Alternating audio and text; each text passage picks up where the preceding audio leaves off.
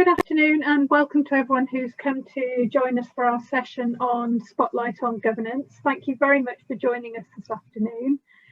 Before we start, we're just going to do introductions. My name's Fiona Chamberlain. I'm the Interim Head of Service at School and Governor Support, and I'm joined this afternoon by two of my colleagues who will introduce themselves. Good afternoon, everyone. My name's Moira Gilligan and I am Governor Services Manager within School and Governor Support. Hello everyone, my name is Alison Hicks and I'm the Governance Oversight Officer within School and Governor Support. So this afternoon, as our title says, we are going to put a spotlight on governance and talk about the current work of School and Governor Support, but also our aims and aspirations for governance across the city. Governance is incredibly important in schools, and if we promote strong, effective governance, which in turn supports and challenges school leaders, what we want is to get the very best outcomes for Birmingham's children and young people. We're going to talk about our work, how that leads into strong, effective governance, and also how we can then challenge and support school leaders. So in terms of our team, what's our role in governance? So we are the lead service in Birmingham City Council for governance. So any queries about governance will wend their way towards us. We have a number of people on our team with a range of different backgrounds. So backgrounds in school leadership, in safeguarding, in audit, buildings, a huge skill based in terms of governance, knowledge of governance, and so on. We fulfil a number of statutory duties, so we are responsible for local authority governor recruitment, amongst others, and we'll talk more about recruitment later. As you'll have heard, Alison oversees the governance oversight for the local authority, and as a service, we undertake crucial governance oversight functions, and she'll talk more about that later. And we also deliver a wide variety of training sessions to develop effective governance in the city. And as part of Moira's role, she oversees that, and we'll talk about that. In addition, we have a subscription side to our service. So we offer advice, guidance and consultancy to all school leaders and governors that subscribe. And as part of our governance role, that includes a fortnightly update called Spotlight on Governance, and the maintenance and issue of documents such as the audit tool and the agenda briefing, which are sent out from our service during each term.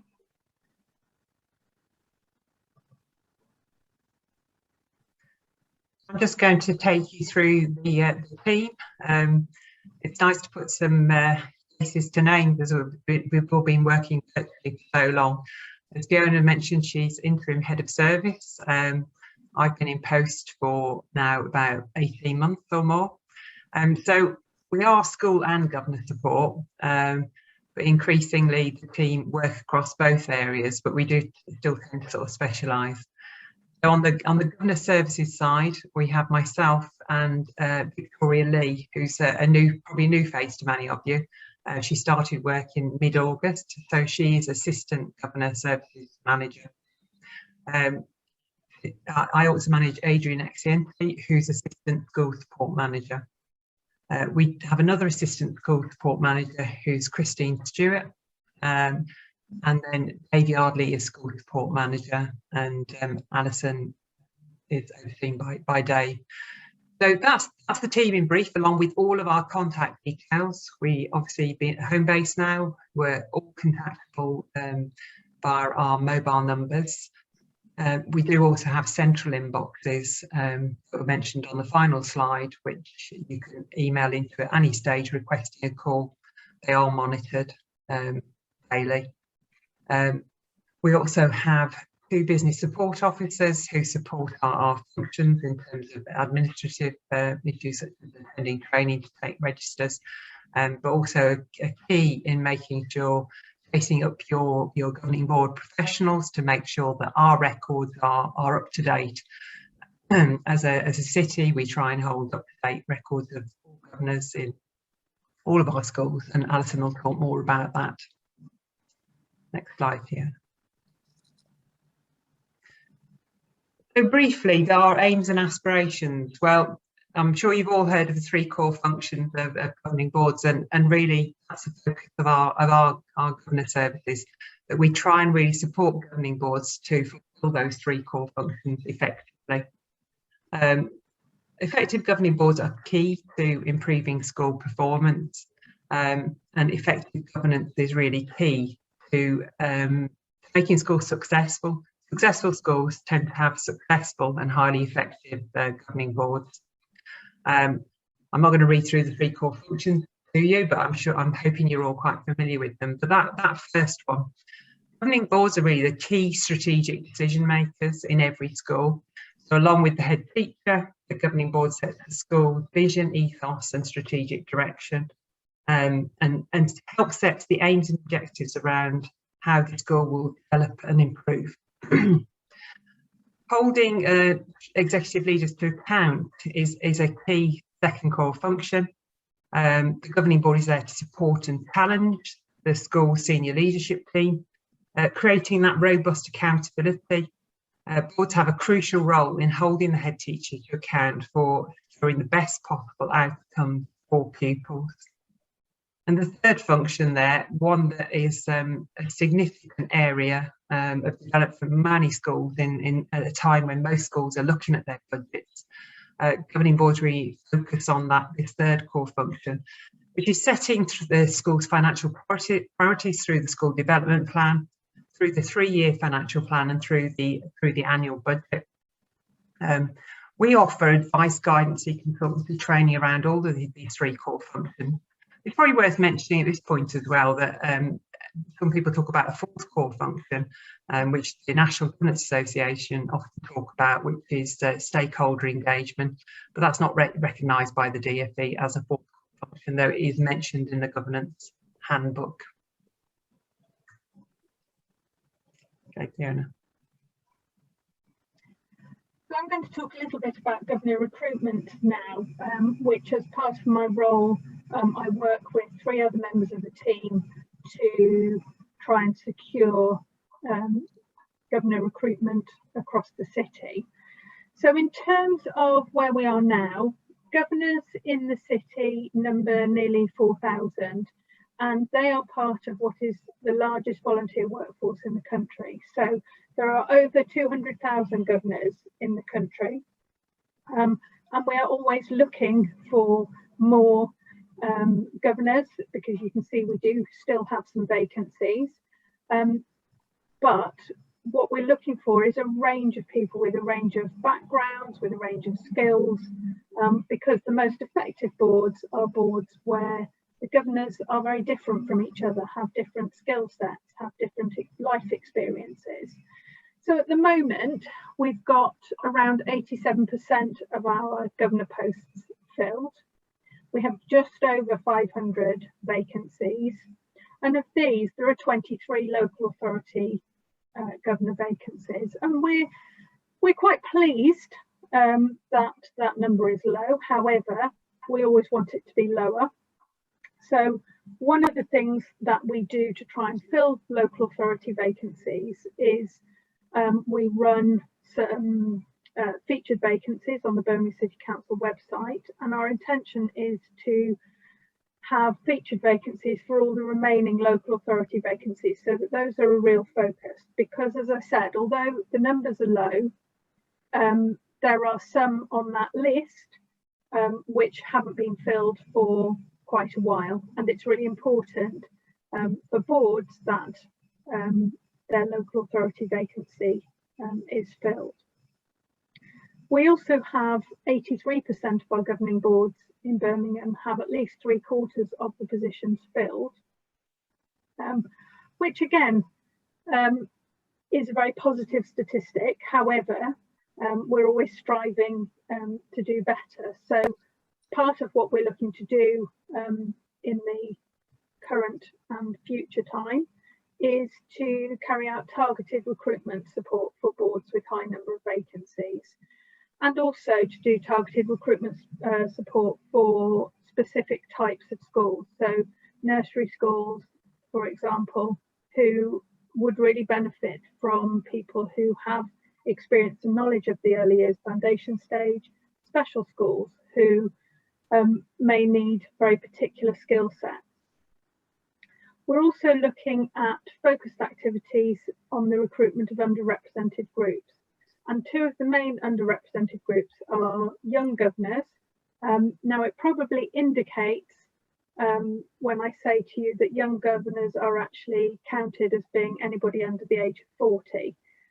But we are really pleased to have had some really good links with some further education providers, but also some other organisations that particularly work with young people who are interested in getting onto boards as part of their own development, but therefore able to bring skills, enthusiasm, and so on onto that board. We're also particularly looking to recruit governors from minority ethnic backgrounds. In a survey by the National Governance Association, it was shown that both of these groups are underrepresented on boards, and it's particularly important for us in Birmingham because we have such a wide range of ethnic backgrounds that actually those should be represented on boards across the city. We're also looking to further develop links with governor recruitment providers. So there are two main ones. But we want to work with schools and with the governor recruitment providers to try and minimise the number of vacancies that boards have, and particularly to do recruitment where schools have very hard to fill vacancies. Within the percentage, that includes all types of governors. So obviously that includes the local authority governors and the co-opted governors, but it also includes parent and staff governors, and we work closely with schools to support if they're needing to do recruitment to either of those types of vacancies. The last statistic on the left talks about the fact that we have 10 governors who are serving on 3 or more governing boards, and that is significant for us in that, again, we're pleased that it's a low number. The NGA do like to recommend that that governors don't serve on more than 2 boards, and we do work with boards to try and ensure that that's the case for them as well.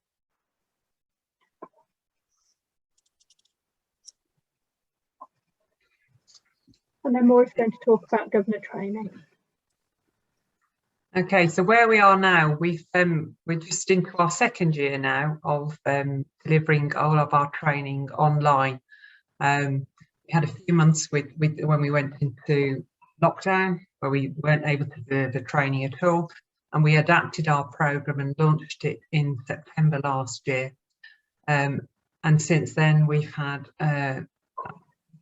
that first year nearly 1,300 attendees attending a range of courses over about 8 or 9 topics.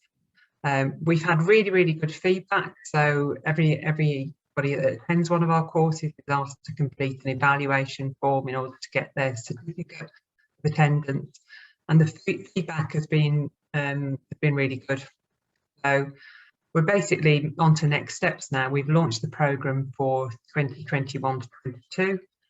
It's got some additional courses added, and we're seeking to move on it and improve. So first thing we want to do is really maintain the current high levels of positive feedback. So we're continually looking at the feedback from delegates and acting on it on a course by course basis. One of the key developments, I think, in terms of developing our training platform will be actually the move to a new platform on BESS. Now, I think many of you will be familiar with BESS. That's currently where our training sits in terms of booking, but that's all we currently use it for. The BESS is Birmingham Education support services. It's where the all the traded services within the city use as their platform for booking and holding their documentation. The city are moving to having some additional functionality for that platform, which is a sort of an e-learning side to it, which School and Governor Support will be moving to use as well. That'll be really beneficial for our governors because they'll just have one platform to go to. They'll have their own logins, they'll be able to book themselves on, there's training certificates that link up with their profile. There'll be a lot of enhanced functionality. But it will also enable us to develop our platform in terms of sitting resources within the platform, such as webinars, pre-reading, a pre-recorded session that we want them to view before they come on our training. So we can really use this to develop our training. So that will be a key focus for us over the next year moving forward. We'd also really like to expand our current range of courses. We are continually doing that, but one of the key areas we'd like to expand it is making it open to all governors, webinar type sessions with other BCC service areas. So one of the first ones we've done with this is with exclusion, for example. So Steve Parton, who many of you may know from exclusion, did a session for us that was recorded and focused it really explicitly on the role of the governor in exclusions, and that was really well received by governors, and we've made that freely available to anybody upon request. So do drop us an email if you're not aware of it and would like a copy for your governors, or if your governors on the call. But there are other areas as well that we've identified governors would like a perspective from the city on what they as governors should be doing. So we've got the city attendance lead, Edwina Langley, is going to do a session for us on attendance. There's lots of areas that governors are asking for a very specific piece of sort of training in terms of their role as governors with those specific areas within the city. Whether it's homeschool exclusions, attendance, things like prevent and other areas. So that's something we're currently working on. We would like to increase the number of governors attending training, and I think we can do that partly by linking with our other service areas within BCC, but also by improving the sort of the offer from ourselves. I think one of the things that governors really like about our training package is that they get to meet us. So it's not just a pre-recorded webinar. You actually get the chance to meet the people who can support you. We've had lots of governors attending our training who've said, oh, it's fantastic to know you're there and we can come and ask you questions, or if we've got problems. So that is a really good aspect of our training. It also, they can put sort of faces to names, they've got somewhere to go. But they're involved in a session where they can ask their questions in real time. Moving back to development, I need to say in terms of development, that we were aware there are areas where we can really work with BEP as well in the future moving forward to develop things around curriculum. That's an area that governors are asking for us for training on. So what does it look like safeguarding within the curriculum? What does a broad and balanced curriculum look like? And in terms of linking in with BEP, I think that would be something we'd like to develop as well. I think I've covered developing existing courses, and I think around that is increasing that responsiveness to governors' specific training requests. We are always open to our governor community to say, listen to them and to hear specific requests. And if we think it's something that we know there's already a very good, for example, free training offer, we'll signpost or we'll take it into consideration for development within our package. Okay, I'll hand over to Alison next. Thank you. Thanks, Moira. So I really am delighted to have this opportunity to share the work of the governance oversight function within the local authority and how it can support governance in your schools and within your boards. The role came into place towards the end of 2015, and it did originally sit within school improvement. And when this was commissioned out to the BEP and governance remained within the local authority, it moved to sit within school and governor support. So there are two main focuses of the role. Firstly, the routine oversight, which involves looking at areas such as recruitment, training, clerking, diversity on our boards, and drawing out and highlighting some of the things that Birmingham are doing really well, and celebrating some successes as well, that might be things along the lines of, you know, a reducing number of governor vacancies, as Fiona has already mentioned, an increasing number of governing boards who are able to employ an independent clerk, and an increasing level of governors engaging in training for them to be effective in their roles. And I would just like to mention induction training here, if I may. The NGA and those that responded to one of their surveys agreed that induction should be mandatory. Obviously, we know that it isn't currently. But when I looked at this some time ago, in Birmingham, staff governors were less likely to attend induction than any other category of governor. So I would encourage governing boards to ensure that all categories of governor engage and attend training where they can. Even though, you know, for any governor, having the skills from their working life don't necessarily negate the need for induction training. So it is really important that, you know, they come along to that. And we also look at areas that might require further attention. So, for example, gaps where governing boards appear not to have key roles in place. For example, a chair, a SEND or a safeguarding governor, or even clerks, or a governing board that appears to have a high level of vacancies. And these could all be things that suggest that governance may be vulnerable, and provide us with an indicator of where we can potentially provide some help. Oversight also makes comparisons to see how Birmingham's governance compares nationally. So, for example, we know that governors sitting on multiple governing boards, as Fiona's mentioned, is not seen as good practice. And in Birmingham, we believe we have very few. And even in these cases, there are explanations. We are well below the National Governance Association's findings when they asked this in one of their annual governance surveys.